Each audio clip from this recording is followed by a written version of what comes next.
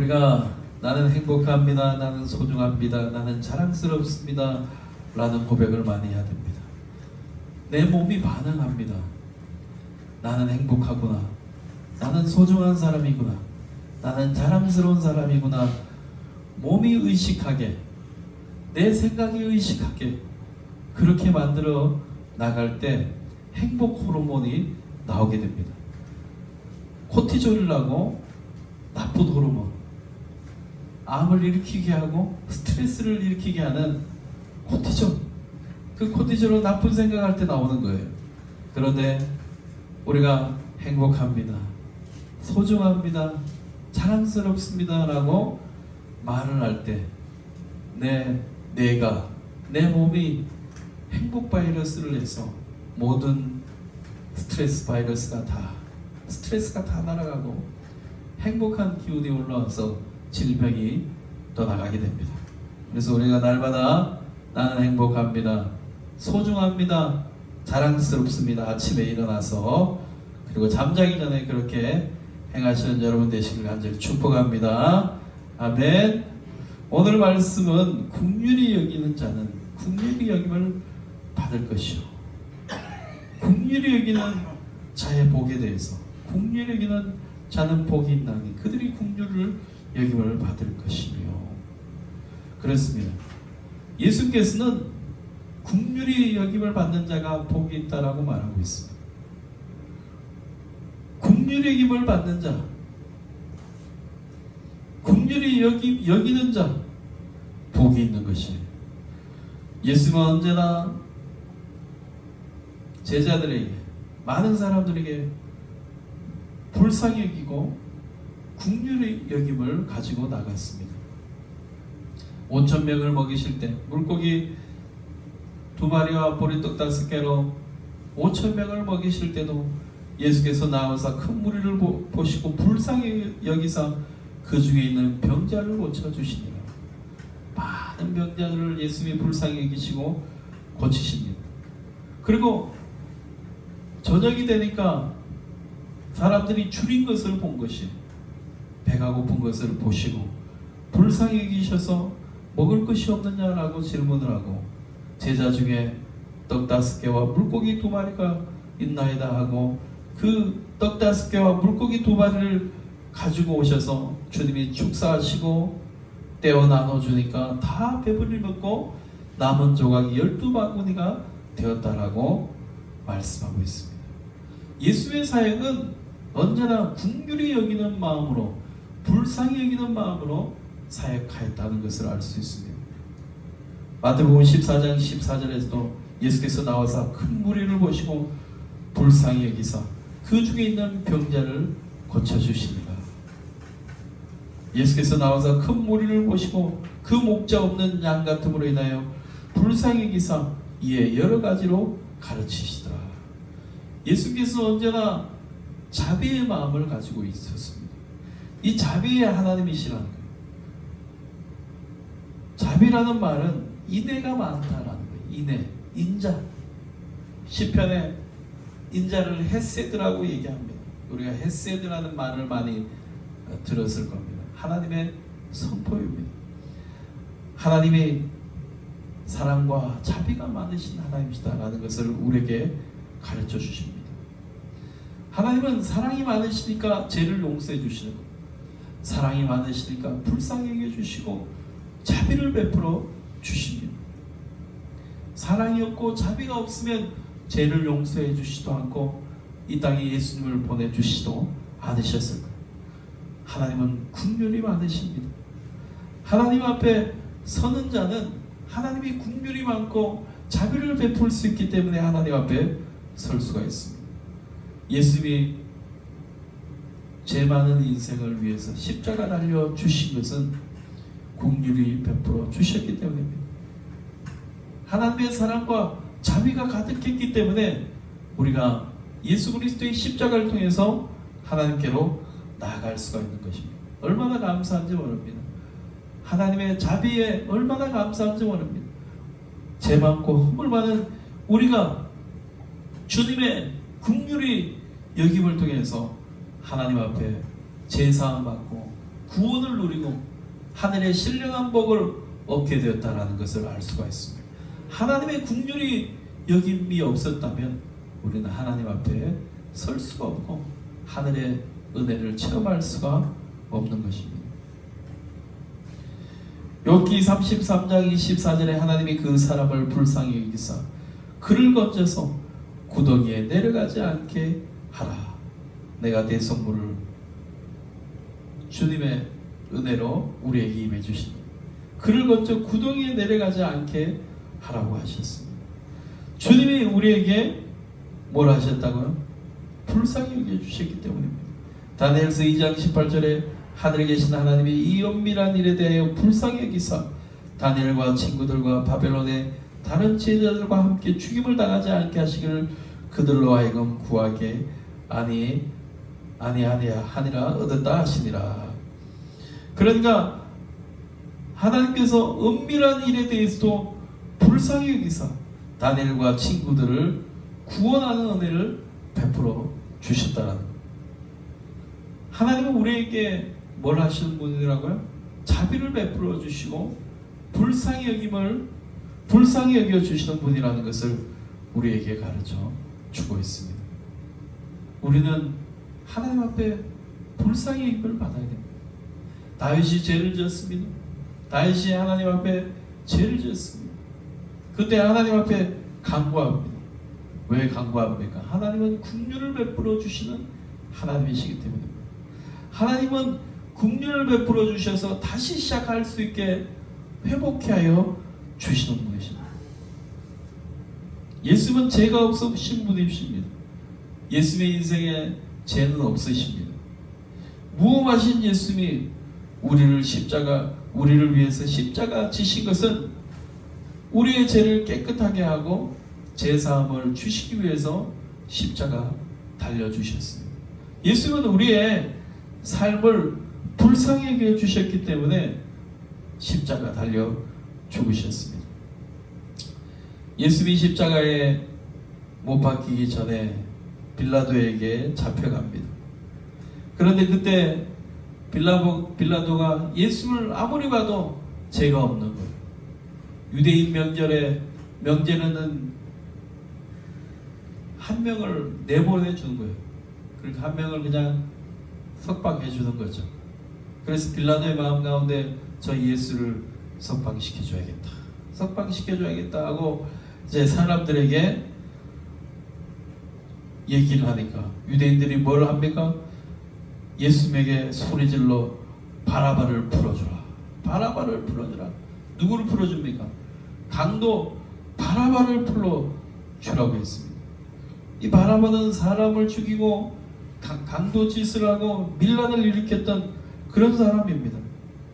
그런데 사람들은 강도 바라바를 살려주라 하고 강도 바라바를 살려주고 예수님은 십자가에 못 박혀 죽었습니다. 바라바는 우리를 예표하고 있는 거예요. 바라바는 강도 같은 우리, 살인자, 하나님 앞에 도저히 설 수 없는 우리의 모습을 대표하고 있는 거예요. 하나님 앞에 설 수 없는 자라는 거예요. 바라바라는 뜻이 아버지의 아들이라는 거예요. 아버지의 아들. 그러니까 사람의 아들이라는 거예요. 누구의 아들이라는 거예요. 누구의 자녀라는 거예요. 우린 다 누구의 자녀들입니다. 누구의 아들들이에요. 하나님 앞에 어떤 존재라고요? 심판받아야 할 존재들입니다. 강도 같고 살인하는 악한 죄인이라는 그 지옥불에 던져져야 되는 것이. 그런데 주님이 인애를 베풀어 주셔서 자비를 베풀어 주셔서 새로운 삶을 살게 해주셨어. 강도 바라바가 새로운 삶, 회복되는 삶, 다시 인생을 살게 되었다는 것입니다. 예수는 긍휼을 베푸셔서 인생을 회복시켜 주시고 다시 회복하게 하시는 은혜를 베풀어 주시는 분이십니다.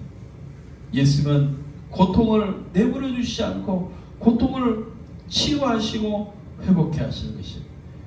예수는 손을 내밀어 그 사람을 치유하시고 회복하시는 분이십니다.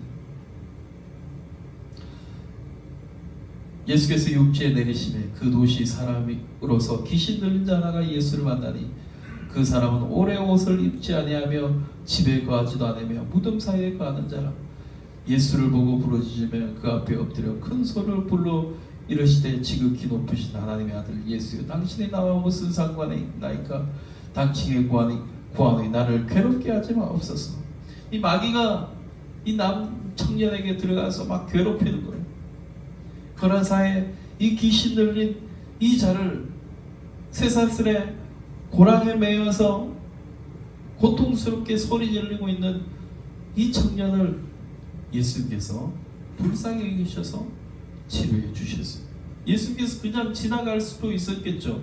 예수께서 치료하지 않고 그냥 예수님의 갈 길을 갈 수도 있었는데, 예수님이 거라사 지방에 가신 것은 이 청년의 쇠사슬에 매여 고통받고 부르짖는 소리를 들었기에 주님이 치료하러 그곳에 가신 것입니다. 예수님은 언제나 회복의 은혜를 베풀어 주시고 치유의 은혜를 베풀어 주셨습니다. 예수님은 병든 자를 그냥 내버려 두지 않으셨습니다. 병든 자를 치유하시고 회복케 하셨습니다. 마가복음 10장 46절에 여리고에 이르렀더니 예수께서 제자들과 흑암 무리와 함께 여리고에 나가실 때 디메오의 아들 인명인 거지 바디메오가 길가에 앉았다가 나사렛 예수시란 말을 듣고 소리질러 이르되 다윗의 자손 예수여, 나를 불쌍히 여겨주소서, 나를 불쌍히 여겨주소서 하고 소리지릅니다. 그러니까 많은 사람이 꾸짖어 잠잠하라 라고 얘기하니까 그가 더욱 크게 소리질러 이르되 다윗의 자손이여, 나를 불쌍히 여기소서, 나를 불쌍히 여기소서 하고 소리를 지르니 주님이 이 바디메오의 눈을 뜨게 주셨다라는 거예요. 주님이 회복케 하는 은혜를 베풀어 주셨습니다. 바디메오를 불쌍히 여겨 주셨다는 거예요. 주님, 나를 불쌍히 여겨 주시옵소서, 긍휼히 여겨 주시옵소서라고 주님을 찾으니 주님이 그 영혼을 보고 불쌍히 여기셔서 눈을 뜨게 해 주셨습니다. 이것이 바로 헤세드, 하나님의 인자와 자비라는 거예요. 하나님의 사랑과 자비라는 거예요. 하나님이 우리가 무릎을 꿇고 주님 나를 구원해 주세요, 주님 나를 불쌍히 해 주세요, 주님 앞에 간구하면 주님이 우리를 회복케 하여 주시고 치유하시고 구원해 주시는 것입니다. 히스기야가 기도합니다. 히스기야가 병들어 죽게 되면 이사야가 그에게 나와서 그에게 이르되 여호와의 말씀이 너는 집을 정리하라, 내가 죽고 살지 못하리라 하셨나이다. 그러니까 히스기야가 낯을 벽으로 향하고 여호와께 기도하여 이르되 여호와여 구하오니 내가 진실과 전심으로 주 앞에 행하며 주께서 보시기에 선하게 행하신 것을 기억하옵소서. 심히 통곡하니 하나님께서 그의 기도를 들어주십니다. 주님이 그 기도에 응답해 주십니다. 그래서 어떤 기적이 일어납니까? 이사야가 이르되 여호와께서 하신 말씀을 응하게 하실 때 여호와께로부터 왕에게 한 지표가 임하리이다. 해 그림자가 10도를 나아갈 것이니 혹 10도를 물러갈 것이나이까 하니, 해 그림자가 10도 뒤로 물러간 것이 하나님의 지표를 보여주신 것입니다. 주님 앞에 은혜를 구하고 불쌍히 힘을 바라고 나갔을 때 하나님의 해를 움직여 하나님의 지표를 보여주셨다는 거예요. 하나님은 그렇게 우리를 불쌍히 여겨 주시는 분이십니다. 사무엘하 12장 22절에 다윗이 범죄했는데 밧세바를 통해서 아기가 태어났습니다. 그 아기를 위해서 기도합니다. 아이를 살려줄까 싶어서 하나님 앞에 간구합니다. 하나님의 헤세드를 알기 때문에 하나님의 긍휼을 바라고 기도했다는 거예요. 우리에게 필요한 것이 무엇입니까? 지금 하나님의 긍휼입니다. 회복할 수 있는 은혜가 임하도록 기도해야 된다는 거예요. 하나님께서는 나의 삶에 불쌍히 여김이 있기를 기도해야 될 줄 믿습니다. 우리가 찬양 중에 나의 등 뒤에서 나를 도우시는 주, 나의 인생 길에서 지치고 고나여 매일처럼 주저앉고 싶을 때 나를 밀어주시네. 다같이 일어나 걸어라 내가 새 힘을 주리니 일어나 너 걸어라 내 너를 도우리.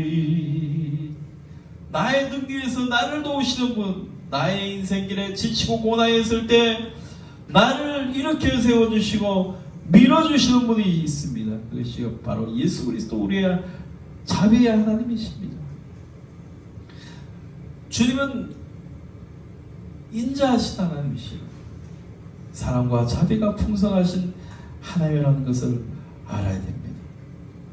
여러분, 하나님의 자비로 우리가 살아가시는 자가 되기를 간절히 축복합니다. 하나님의 자비가 우리 인생에 가득하기를 간절히 바랍니다. 여러분, 하나님의 자비에 대해서, 긍휼의 힘에 대해서 생각할 때 성경에 사마리아 사람의 예를 듭니다. 어떤 사람이 예루살렘에서 여리고로 내려갈 때 강도를 만나 거반 죽게 되었습니다. 그때 제사장이 그곳을 지나가다가 이 사람을 보았는데 그냥 지나갔습니다. 제사장은 요즘식으로 말하면 목회자입니다. 그리고 얼마 있다가 레위인이 그곳을 지나갑니다. 이 사람을 봤는데 그냥 지나갑니다. 이 사람 레위인은 요즘으로 말하면 교인이에요. 교인. 세 번째 그곳을 지나간 사람이 있는데 사마리아 사람입니다. 요즘으로 말하면 불신자입니다. 다 교인입니다. 그 사마리아 사람이 그를 불쌍히 여겨 응급조치를 취하고 나귀에 태워가지고 주막으로 데려가서 그를 잘 회복하도록 도와주셨습니다. 예수님이 의를 자랑하는 율법사에게 물었습니다. 누가 이 강도 만난 자의 이웃이냐? 자비를 베푼 자입니다. 자, 율법사가 사용한 자는 이 자비, 헤세드를 사용했어요. 여러분, 율법사에게 뭐가 없었죠? 자비가 없었습니다. 하나님을 믿는 자와 하면서 자비가 없었고 긍휼이 없었다는 거예요. 예수님께서 사마리아 인의 비유를 쓴 것은 긍휼히 여김을 받기 위해서, 긍휼히 여기는 자가 되어야 된다는 것을 말하고 있습니다. 그러면 이 긍휼은 어디서 나오느냐? 관심이라는 거예요. 관심. 히스기야가 기도할 때 하나님은 히스기야의 기도에 관심을 가졌습니다. 다윗이 기도할 때 하나님은 다윗의 기도에 관심을 가졌습니다. 성도가 하나님 앞에 구할 때 하나님은 관심 가지시는 거예요. 하나님께서 긍휼을 베풀어 주시는 것은 성도에게 관심이 있기 때문에 긍휼을 베풀어 주시는 거예요. 하나님이 고통의 소리를 외면하지 않으시고 관심을 가지시고 계시다라는 거예요. 성도는 주님의 마음을 가지고 있는 자이기 때문에 관심이 있어야 돼요. 아픔을 당하는 자에게 관심이 있어야 됩니다. 힘든 자에게 관심을 가지고 있어야 돼요. 관심이 있을 때 긍휼이 나오는 거예요. 관심이 없으면 긍휼이 나오지가 않습니다. 그래서 긍휼히 여기는 자의 복은 관심이 있다.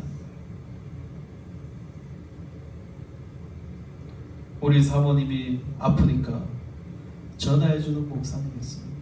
사모님 괜찮으십니까? 사모님 비타민 맞으세요? 저희가 새벽마다 기도하고 있습니다. 사모님 또 아침에 토마토 먹고 계셔요? 토마토 꼭 하나 드셔야 됩니다. 전해주는 분이 있어요.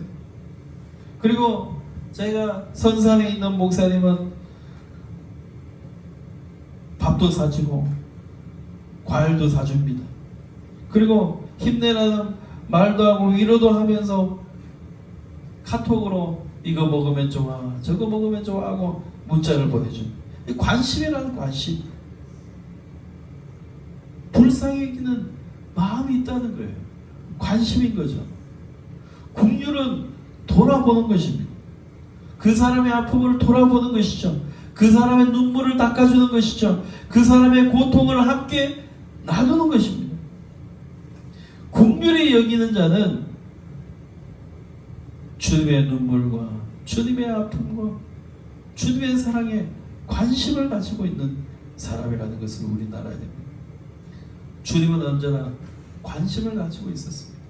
제자들이 겟세마네 동산에서 예수님은 땀이 피가 되도록 기도했는데 제자들은 뭐하고 있었죠? 졸고 있었죠. 졸고 있었습니다. 너희는 한시 동안도 깨어 있을 수 없더냐? 우리는 이것만 기억하죠. 우리는 이 말씀만 기억합니다. 예수께서 시험에 들지 않게 깨어 기도하라. 마음은 원이로되 육신이 약하도다. 예수께서 제자들이 뭐가 약하다는 것을 알고 계셨어요? 육신이 약하다라는 것을 알고 계셨습니다. 그리고 예수께서 이런 말씀하십니다. 다시 오사 보신즉 그들이 자니 이는 그들의 눈이 피곤함이러라. 그리고 예수께서 이제는 자고 쉬라. 보라 때가 가까웠으니. 자, 예수님이 기도하다 보니까 얘네들이 육신이 약하구나, 참 피곤하구나. 예수님이 제자들의 피곤함을 알았다는 거예요. 제자들의 문제를 알고 육신의 약함을 알았다는 거예요. 그래서 예수님은 기도를 다 마치고 자, 이제 평안히 잠을 자라 라고 말씀하셨습니다. 예수님은 관심이 있었다는 거예요. 제자들의 피곤함에 대해서도 아셨습니다. 우리는 주님이 나의 모든 것에 관심을 가지고 계셨다는 것을 알아야 됩니다. 우리가 아이를 키울 때 늘 관심을 가집니다. 아이가 잘 먹는지, 잘 자는지, 변을 잘 보는지, 잘 노는지 늘 관심을 가지는 거예요. 잘못하면 아기는 아무거나 입안에 막 집어넣죠. 잘못하면 베란다에 떨어질 수도 있어요. 위험해질 수도 있습니다.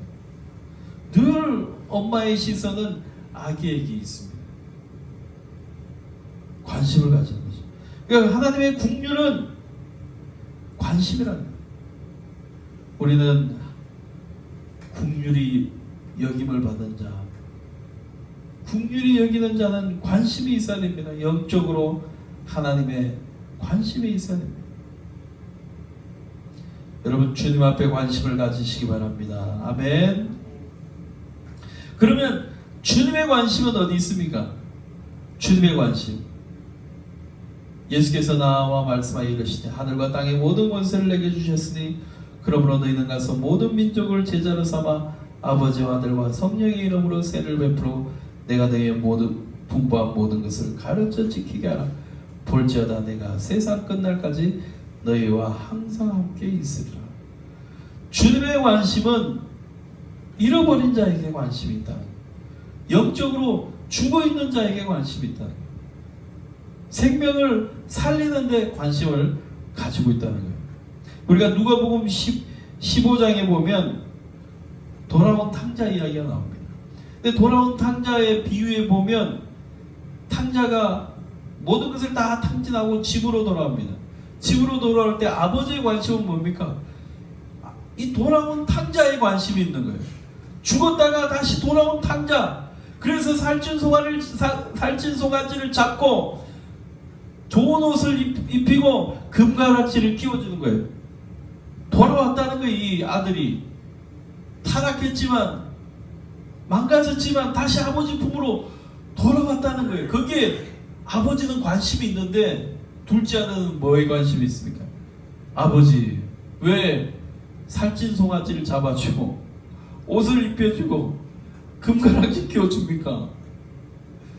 둘째 아들의 관심은 이 동생이 죽었다가 다시 돌아온 것에 관심을 가지지 않고 살찐 송아지, 금가락지, 옷에만 관심을 가지고 있었다는 거예요. 그러니까 아버지의 마음을 알지 못했던 것이 아버지의 국류를 알지 못했기에 이 첫째 아들은 시기하고 질투하게 됐다는 거예요. 오늘 우리는 하나님 아버지의 마음을 갖는 사람이 복이 있는 사람입니다. 국률의 여김을 받을 수 있고 국률의 여기는 영적 관심이 있는 사람이 복이 있는 자인 줄 믿습니다. 그래서 하나님의 마음이 어디 있는지 알아야 됩니다. 국률을 이기는 자는 희생이 있는 사람입니다. 희생 있는 사람. 주님이 죄인을 위해서 십자가 달려 죽으셨습니다. 주님은 병들고 고통당하는 자를 위해서 희생해 주셨습니다. 그러니까 국률의 여김을 받는 데는 희생이 필요한 거예요.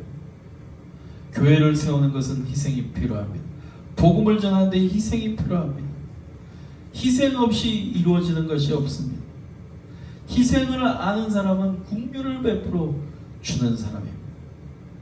예수께서 하나님께서 독생자 예수 그리스도를 이 땅에 보내주셨습니다. 국률이 뭐로 나타나셨습니까? 희생으로 나타났다는 거예요. 여러분 선교 사역을 감당하거나 목회자에게 하나님께서 기뻐하시는 이유가 무엇입니까? 희생하기 때문입니다. 모든 것을 내려놓고 주의 말씀을 따라 주의 사역을 감당하기 때문에 기뻐하시는 것입니다. 우리는 주님의 마음을 알고 희생하는 사람이 되어야 됩니다. 나는 주를 위해서 무엇을 희생하고 있는가? 교회를 위해서 무엇을 희생하고 있는가? 오늘날 많은 크리스찬들이 희생에 대해서 희생이란 말을 사용하는 것을 꺼려하고 있습니다. 희생하는 것을 싫어한다는 것이죠. 개척교회 오는 것을 부담스러워합니다. 전에 어떤 목사님이 그런 얘기를 하는 거예요. 교회에 잘 나오던 성도가 갑자기 다른 교회 갔다는 거예요. 다른 교회 간 이유는 자기가 이제 잘 양육을 하고 교회에 잘 다녔는데 어느 날 여기 큰 교회 권사님인지 집사님인지 전화해가지고 그 작은 교회 다녀서 뭐해? 큰 교회면 여러 가지 이것저것도 있는데 큰 교회 우리 함께 다니자. 작은 교회 너무 작아. 그래서 데려갔다는 거예요.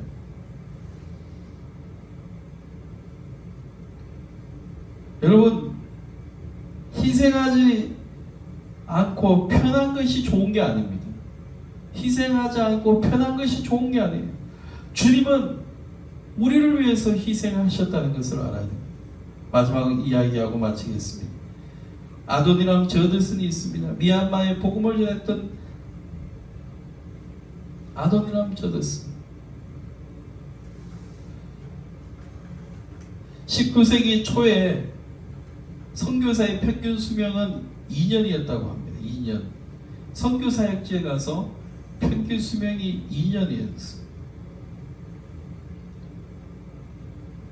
아도니람 저드슨의 아내 배를 타고 가다가 출산하다가 하늘나라로 갑니다. 그녀의 나이 18세였어요. 18세에 배 타고 나가다가 출산하고 선교하게 됩니다. 그리고 미얀마에서 온갖 고문을 당하고 고통을 당하는 일들이 있었습니다. 아도니람 저드슨의 아내 낸시는 열병으로 생을 마감하고 세 자녀 모두 미얀마에 묻히게 됩니다. 또 두 번째 아내도 선교지에서 순교하고 6 아들 중에 2 자녀가 선교에 묻히게 됩니다. 그리고 아도니람 저더슨과 함께했던 수많은 선교사들이 풍토병과 콜레라와 이질과 탈진 등으로 목숨을 잃었습니다. 그들의 나이가 20대들이었죠. 다 20대들.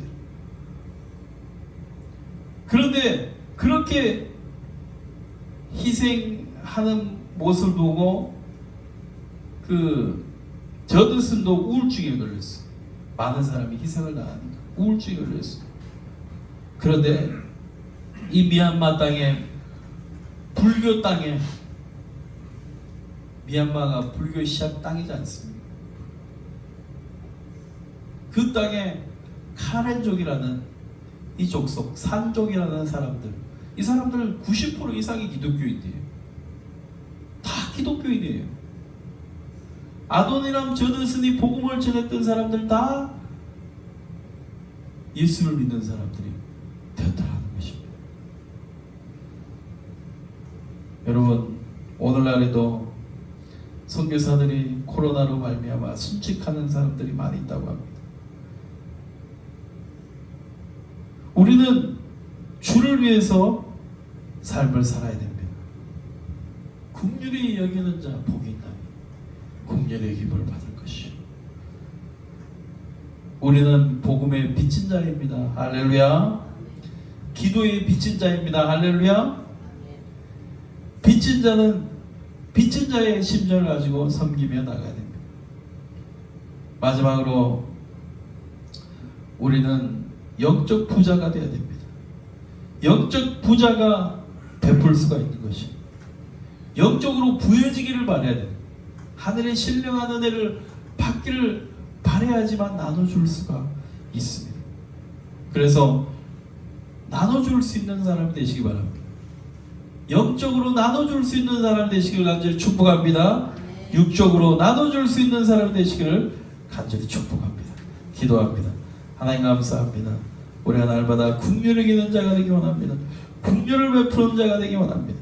주의 사랑을 전하는 자가 될 수 있도록 주여 도와 주시옵소서. 예수님의 이름으로 기도합니다. 아멘.